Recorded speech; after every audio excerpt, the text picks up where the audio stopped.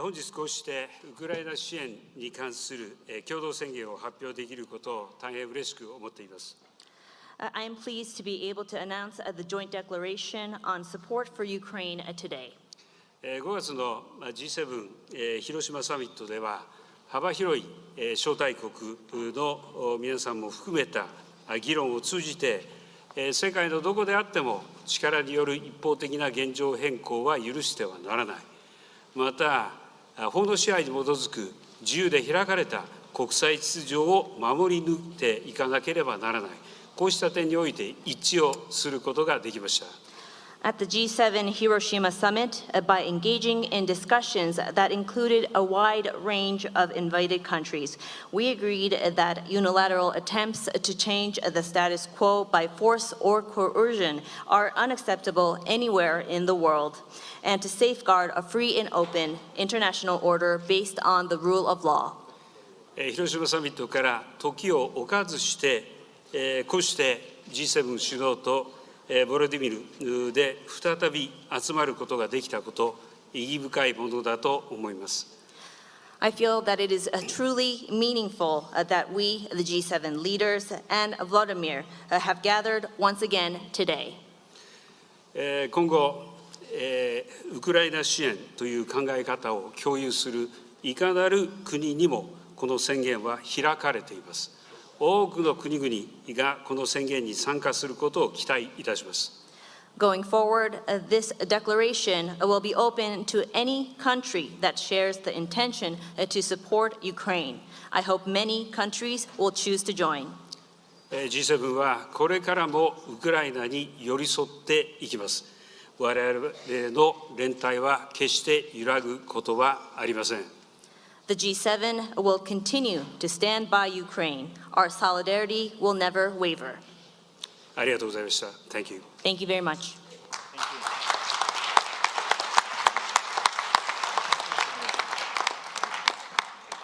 Let me start off by saying something I hadn't planned on saying. You know, I think there are very few people in Europe or in continental United States and the North American continent that thought this man would stand up and come to the aid and assistance of Ukraine. He increased his military budget. He stepped up Japan, because he understood that when any part of the world has 185,000 people, soldiers, crossing a border, stealing sovereignty from another nation, that it affects the whole world. I want to thank you again publicly.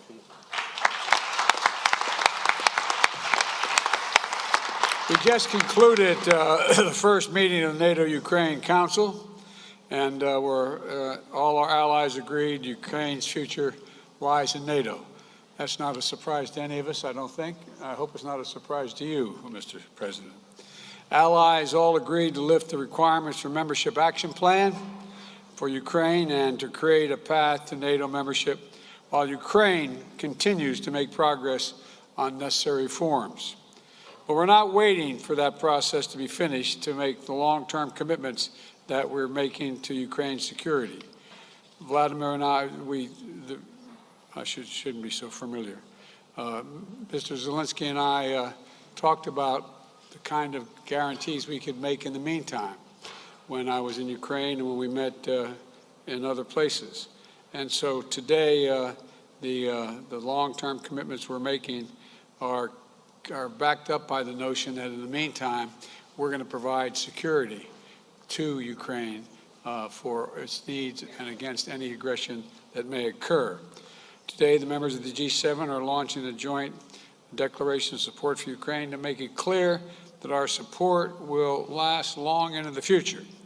This starts a process by which each of our nations and any other nation who wishes to participate will negotiate long-term bilateral security commitments with and to Ukraine. We're going to help Ukraine build a strong, capable defense across land, air, and sea, from which will be a force of stability in the region and deter against any and all threats. I want to thank my fellow G7 leaders and President Zelensky for their work to make this happen. I think it's a powerful statement powerful statement of our commitment to Ukraine as it defends its freedom today and as it rebuilds the future. And we're going to be there as long as that takes. And again, I thank all my colleagues for their support for this.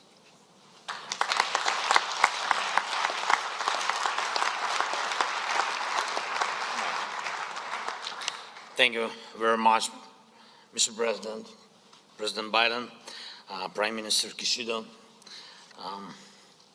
Chancellor, see you, Chancellor Scholz, Prime Minister Sunak, President Macron, Prime Minister Trudeau, Prime Minister Meloni, President Michel, President von der Leyen. Great honor to be here. The outcome of the NATO summit in Vilnius is a very much needed and meaningful success for Ukraine.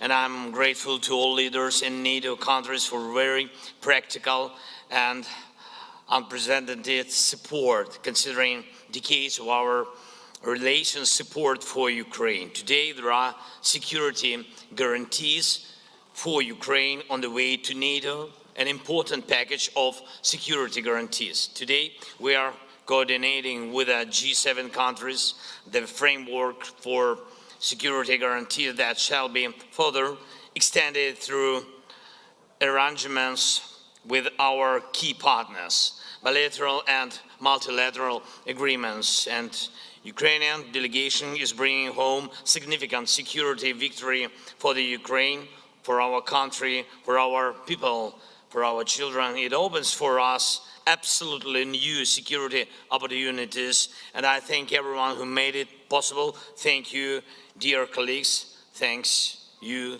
thanks Lithuania and Jens Stoltenberg. Thank you very much. Slava Ukraini!